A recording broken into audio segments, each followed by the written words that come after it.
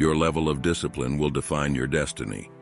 The outcome of what you experience today is the direct result of the level of discipline you cultivate in life. When we understand that our discipline has defined our present reality and will shape our future tomorrow, we can channel our self-control to modify our lives. 90% of success in anything is simply discipline. We spend years in school, but unfortunately we learn almost nothing about it. And today we're going to talk about 8 Stoic lessons to help you build strong self-discipline and emotional control. 1. The battle against pleasure. Your body is foolish. You must save it from itself. Often our minds and bodies need to be rescued from their own traps. Your body wants to eat until satisfied, but ends up overindulging, stuffing itself with food far beyond necessity. Your body desires to drink until joyous, but when we wake up, we barely know or remember how we managed to get home. Your body seeks a little relaxation before work, but before we know it, we end up procrastinating for hours again. Your mind has a natural curiosity, but immersing ourselves in an excessive amount of mental stimuli at once exceeds the healthy limits of our mental processing, leading to anxiety and stress. Your mind craves immediate satisfaction through shopping, but often you spend more than you earn, surpassing all your financial limits, buying much more than you truly need. Your body, your mind wants it now and convinces you that you can deal with the consequences later, and worse, that they are not harmful, downplaying their impacts on our lives. We have to be smart and stop this before it happens. If you feel bad afterward, if you're hungover and waking up is filled with regret and shame the next morning, was the initial satisfaction really worth it? If you feel lacking in self-confidence after procrastinating, if you're financially lost, sinking into installments and debts, if your mind feels tired and overwhelmed, was it really so good to give in? Don't just think about the pleasure you'll have. Think about what it will take away from you. Consider how you'll feel afterward when your self-confidence and self-esteem are shaken, or when you look in the mirror wondering how this whole situation happened. Self-discipline is not a restraint. It's not about depriving oneself of excess because it's considered a sin or morally wrong. Instead, it's a measure to avoid a life filled with unnecessary suffering and negative consequences we create for ourselves when we yield to every impulse and desire without any restraint and criteria. Choosing self-control is not creating our own personal hell in the present. It's important to understand that abstinence and restraint are not the same thing. Abstinence means avoiding something entirely, while restraint seeks moderation, a Stoic virtue. It's about knowing how to approach things in a balanced and appropriate manner based on our bodies. Being disciplined doesn't mean depriving ourselves or giving up happiness, but acting responsibly. Understanding one's own limits, it's knowing when to stop before things get out of control, like leaving the table before overeating or savoring a drink instead of wanting to consume all the cans at the party. It involves being conscious of a 30-minute break or planned time and not for hours on end. Shopping within your budget and learning to spend less than you earn, living within your own means. Discipline is not a punishment, but a way to avoid negative consequences. It's an expression of self-worth and prioritizes the mind over the body, avoiding distractions and temporary pleasures. According to Stoicism, reason should prevail over your impulses and emotional triggers, thus controlling your mind. By choosing reason, you transform your actions and destiny. But before we continue, it's crucial that you help us keep producing more videos like this.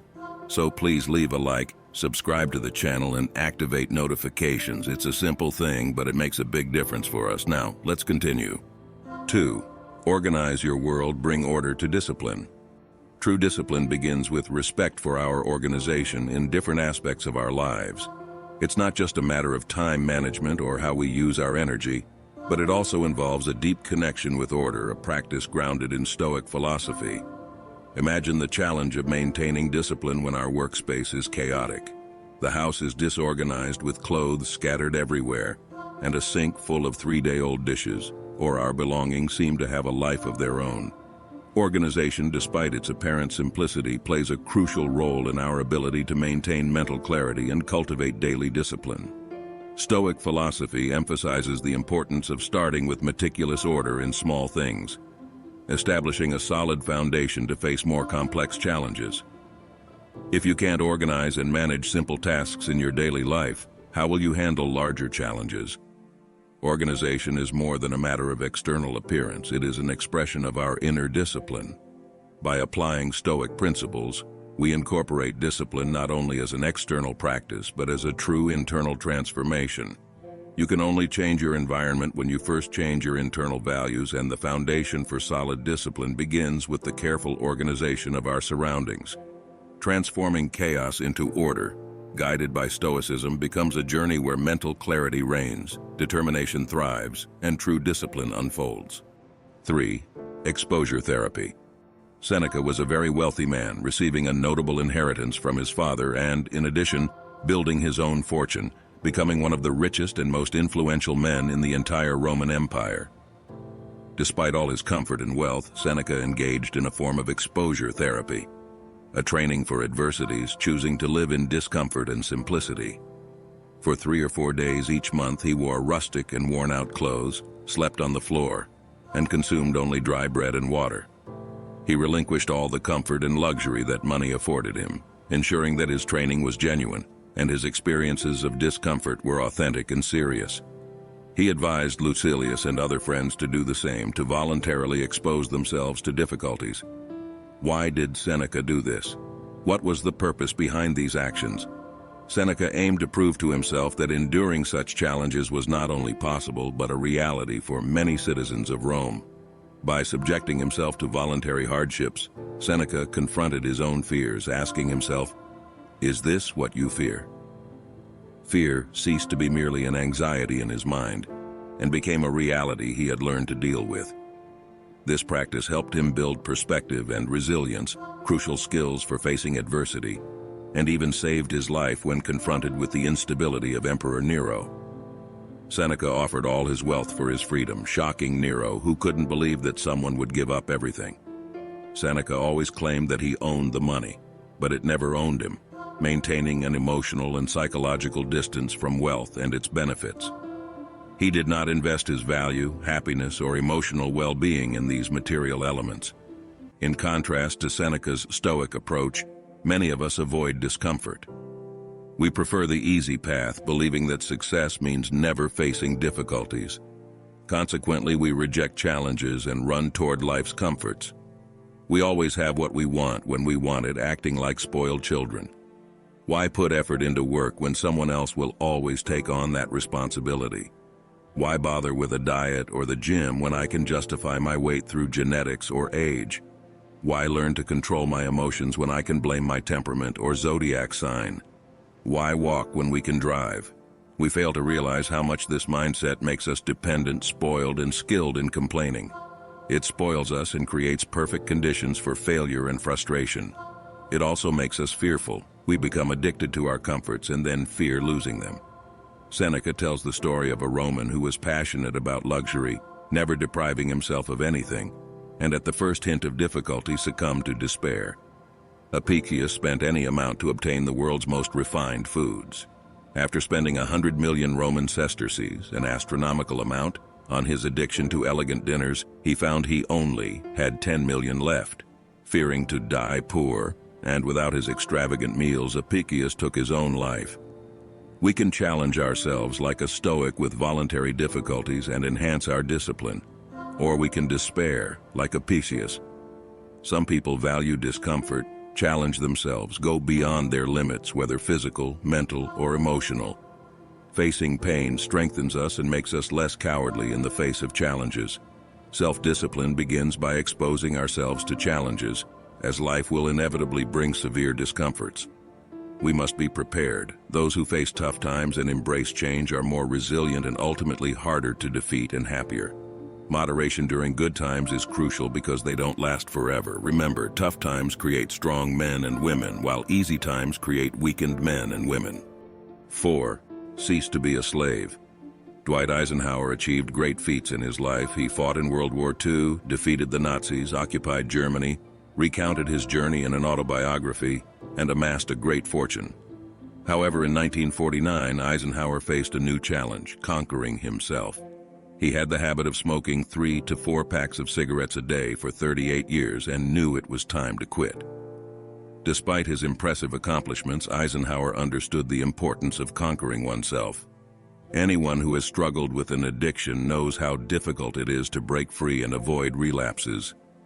In 1949, he made a bold and liberating decision to quit smoking on that day, stating that the only way to quit is to quit, and he never touched a cigarette again. Eisenhower had incredible willpower. It was a personal choice, as he believed it was his duty to take care of his body and protect his health. He faced and mastered this internal demon, adding years to his life, keeping his body stronger and healthier, allowing him to continue making a positive impact on the world. Afterward, he led NATO and later assumed the presidency of the United States during challenging times. Today, we reflect on our own habits. We can become dependent on various things, surrounded by modern vices such as social media, TikTok, Instagram, sodas, caffeine, marijuana, video games, or even excessive fast food consumption.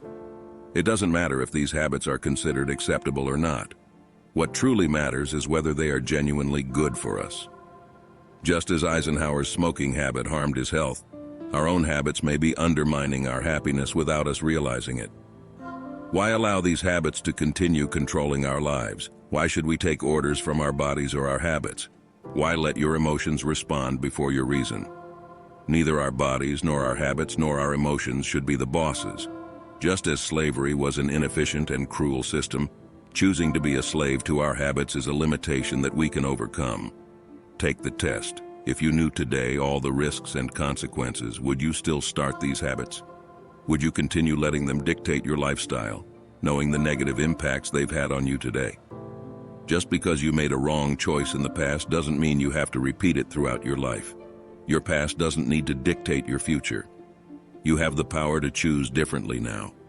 No matter how successful you are at this moment, sometimes we need to put our actions and habits in front of us like troops in formation to know who is truly in charge, to determine who commands whom. We need to distinguish whether we are the masters or have become slaves to our habits as we repeat them. There might be a harmful habit in your life, a battle you are currently facing. The good news is that it's never too late to overcome them. Draw inspiration from Eisenhower's story, who quit smoking at the age of 58. What matters is not how long you had the habit or the moments of weakness, but the decision made today and how you choose to react from here on. Choose to quit now. Free yourself from these behaviors and choose to cease being a slave. 5. Cut the extras. Cato the Wise was known for his remarkable temperance. He led an uncomplicated and modest life, avoiding flaunting expensive clothes or spending extravagantly. Cato shared the same wine as his servants and often worked alongside them in the fields. His minimalist philosophy also extended to his home, where he lived in a simple and modest house. He followed in the footsteps of his hero, Marcus Aurelius, a politician best known as a plebeian hero of the Roman Republic. Marcus Aurelius was at the height of his power when some men tried to bribe him, finding him in the kitchen cooking turnips. His simple lifestyle made it clear that he was not attached to money, and his character and integrity could not be bought. Similarly, when Cato received valuable gifts or rewards for his political work, he would refuse them. For when we desire more than we truly need, we become vulnerable. This challenging lifestyle model is often simpler to live. With fewer concerns, there are fewer disturbances to inner peace. No one enjoys dealing with creditors at the door or being enslaved by a luxurious lifestyle that demands more and more each day. When we think of discipline and how to eliminate the superfluous, we typically consider cutting or reducing additional tasks or distractions to become more productive. However, the practice of Stoicism challenges us to think outside the box and begin to see all aspects of our lives. In our world, we are often faced with temptations and pressures to accumulate and possess more and more. We live in the age of suggestibility, where advertisements and social influences often make us believe that we need certain things to find happiness. As Seneca observed, how many things are superfluous because we have them just because others have them, and because they are found in many households. Many of our problems are explained by imitating the example of others. Instead of following reason, we are led astray by convention. If only a few people do something, we won't imitate them. But when the majority starts to act in a certain way, we follow as if something were more honorable simply because it is more common. In Seneca's time, there was no internet, but behavioral patterns were guided by the same logic for a simple reason. Human nature has not changed, it remains unchanged. Therefore, it is crucial to develop discipline as a foundation to build your own worth, without depositing or conditioning your merit on external factors. 6. Decrease to advance. In ancient Rome, emperors established succession strategies by adopting talented young individuals as their heirs. This was how Marcus Aurelius became emperor, chosen by Emperor Hadrian, and also how Octavian became the heir of Julius Caesar at the age of 18. A year later, Octavian made a promise to Rome's leaders at the Forum to reach the same heights as his adoptive father. Despite his ambitious plans, Octavian was not in a hurry. Instead, he adopted a slow and cautious approach, absorbing lessons from his Stoic mentors. Octavian co-ruled with Mark Antony for a decade and then led the Senate for almost 5 years before finally becoming Augustus Caesar in 27 BC. His growth and rise to power were gradual and intentional. When Octavian took control of Rome, he transformed the city from brick to a grand marble empire. This transformation did not happen overnight. It required time and dedication to small details. Octavian's leadership teaches us about the value of constancy and discipline and the importance of doing things correctly. Sometimes we believe that motivation has more value than discipline. Indeed, when we are motivated, whether by watching an inspiring movie, reading an exciting book, or listening to a podcast, we become enthusiastic, and it propels us to act immediately. That moment when you want to drink 3 liters of water, enroll in the gym, decide to read a book per week, learn to speak English, learn to invest and buy stocks, when you feel completely motivated. However, when motivation fades, we return to our real and authentic state. In these moments, it is the construction of our discipline that makes all the difference. Discipline is not just a relentless sprint towards a specific goal. It is the drive that makes us get up, even when we don't feel like it, to do what needs to be done. It is the solid foundation that keeps us moving forward, even if gradually, persisting in the work even when motivation is gone. Discipline is the sturdy support that sustains us when external influences are no longer present. In Stoic philosophy, Octavian's lesson invites us to adopt a steady pace, understanding that true greatness arises from our commitment and attention to detail. So similarly, slow down, embrace the journey, and thrive with wisdom. 7. The difficult life is the best life. Imagine having a resort-style breakfast every day. This was the limitless lifestyle of King George IV, known for his love of food. Over time, he gained so much weight that he feared dying suffocated while lying down. Even the simple task of signing documents became a struggle, leading him to have a stamp made for his signature to avoid excessive effort. Despite his royal duties, King George neglected important responsibilities and had several children out of wedlock. He seemed to believe he was above the rules of health and mortality, living as if his body could endure unlimited abuse without consequences. However, this careless life had its consequences. On a summer night in 1830 at 3:30 a.m., he faced death. Surprised to realize he was dying, he grabbed the hand of a young servant and said, "My boy, this is death," as if shocked to discover that his bad habits had finally led him to death. Now, if we compare this self-destructive lifestyle with the inspiring example of American President Theodore Roosevelt, we will see how our daily choices accumulate throughout our lives. Facing health adversities from a young age, Roosevelt chose a different path, embracing the difficult life and making physical activity a priority. He engaged in various activities such as rowing, boxing, wrestling, hiking, and football. He maintained an active lifestyle even when serving as the President of the United States. Upon waking up in the morning, who do you think felt better? The lazy King George or Roosevelt, the advocate for an active and challenging life?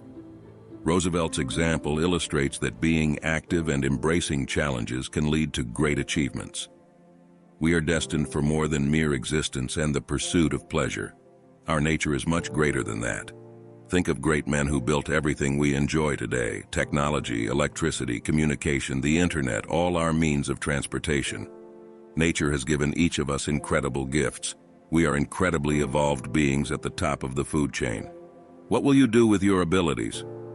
There are things that only you can contribute to the world and no one else can do it in your place.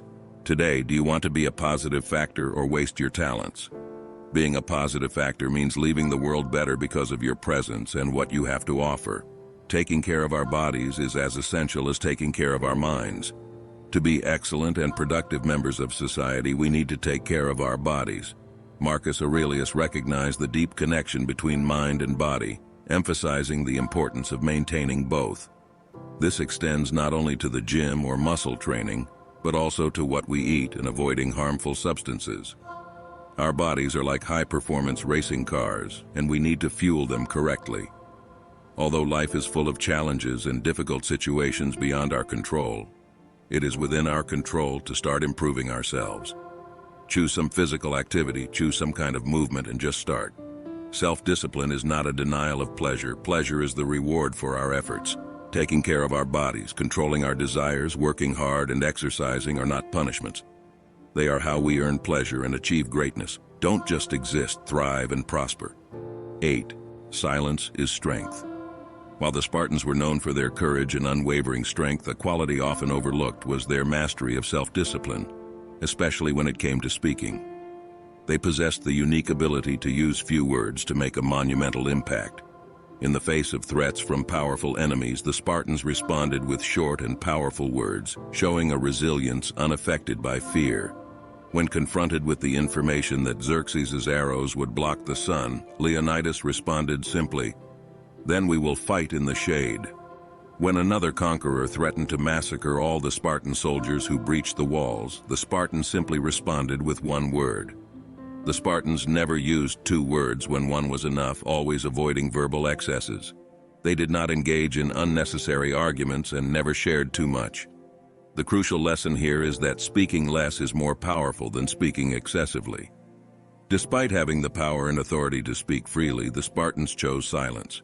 They felt no need to assert themselves or prove their worth or intelligence by constantly talking or engaging in meaningless discussions. Nothing is more annoying than having someone in the workplace, family gatherings, or among friends who is a lecturer. Someone who wants to speak without respecting others' space, but mainly who talks without stopping when no one is interested in listening. Having the discipline to resist the temptation to talk endlessly, to express every thought or opinion constantly, is a valuable skill where the wisdom of the Spartans remains relevant. Zeno reminded all his students that we have 2 ears and 1 mouth, so we should respect the proportion and discipline ourselves to listen more than we speak. And if you've made it this far, comment gratitude. Also, feel free to share this message with a friend. Help us bring this mental clarity to more people. Thank you for your time and have a great day.